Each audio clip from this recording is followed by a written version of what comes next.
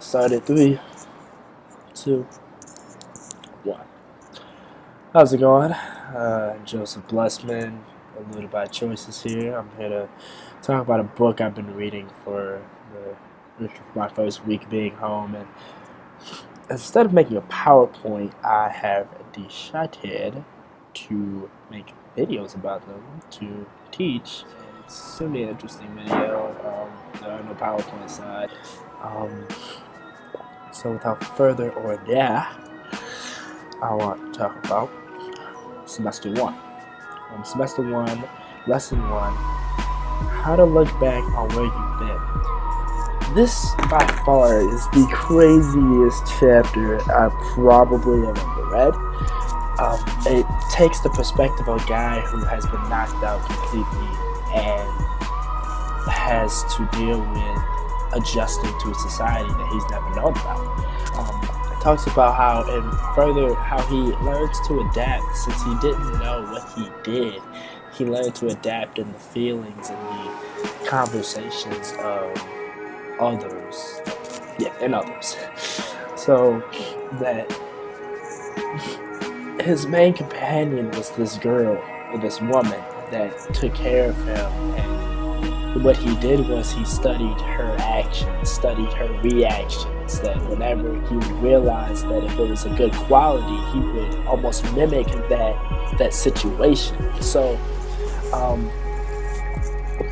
but the crazy part is that the whole point of this that whole chapter is not about how he decided to switch his communication to be accepted into a society. No, it's the fact that since he did not have a past to reach back on, he could change his future.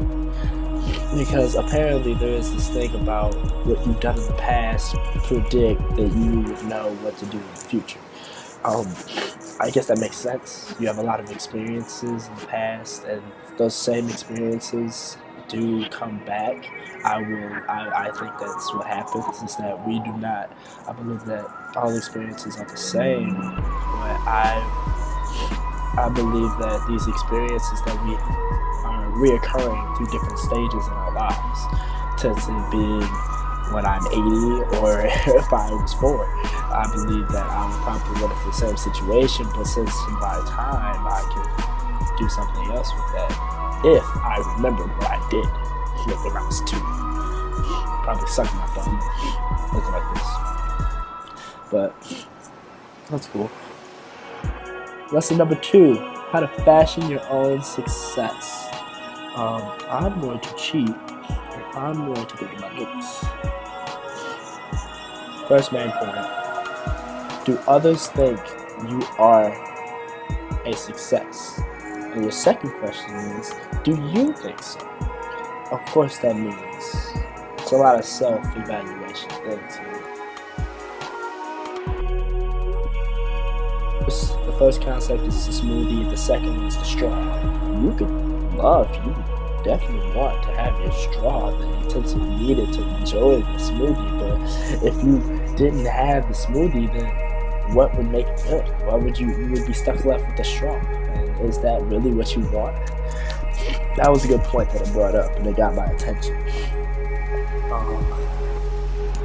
And saying that success must be a personal thing. It must be an inner drive that we need to have. Once again, it's a lot of what you want to be good at. That's what it's trying to lead on to, and it's a very good idea. It's just really if you want to do it. That's the whole main point of this chapter, is that you want to have this drive, this will, this can-do attitude towards being successful. It's not like success just comes by and you either choose to pick it up or not. You will never reach it if you never look for it. It's like almost like choosing to find your favorite toy. If a kid has a million toys but has a favorite one, maybe it's success, that if he throws it in the bucket of millions of others, he can be lazy and just grab the bucket and choose to grab whatever toy he wanted.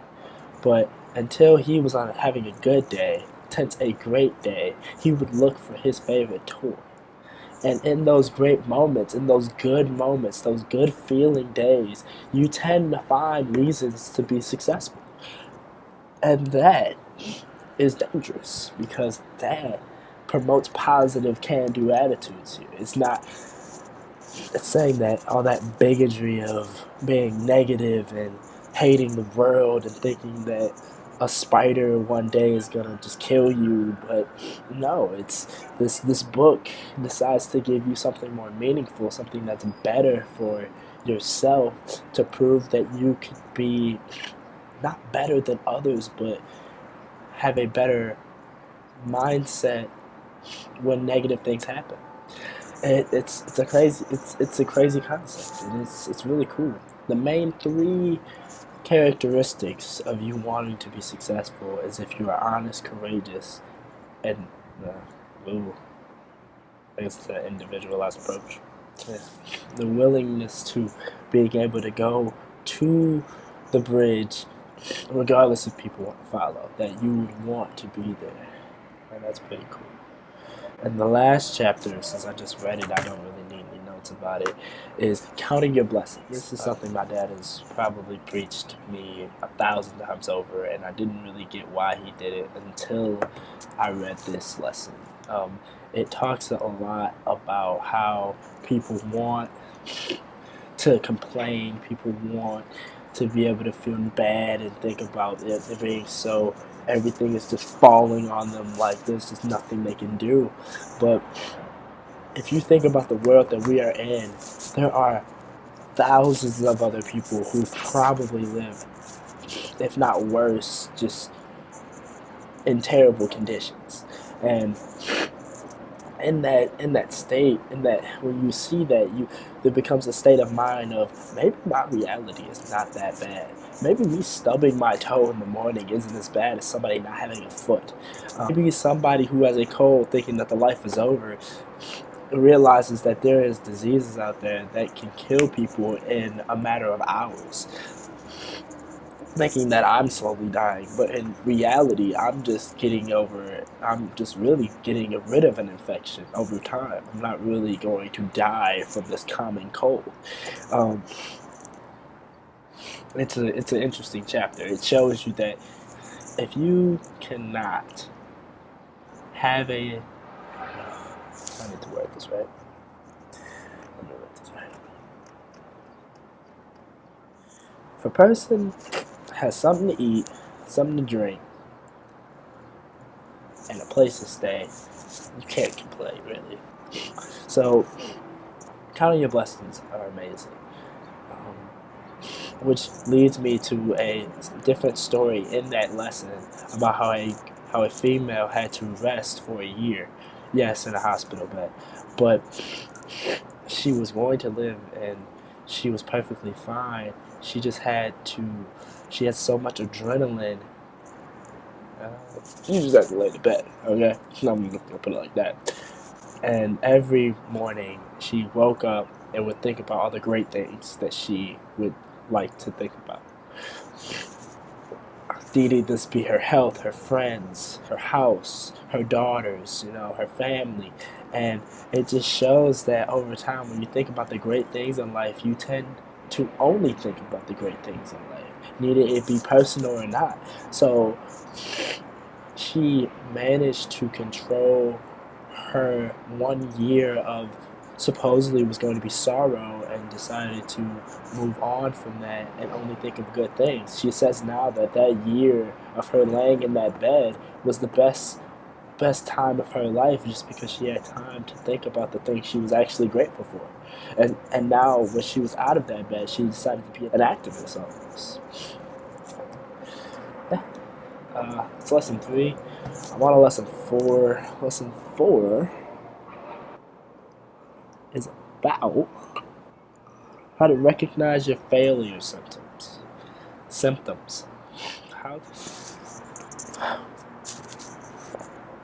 Lesson 4: how to recognize your failure symptoms.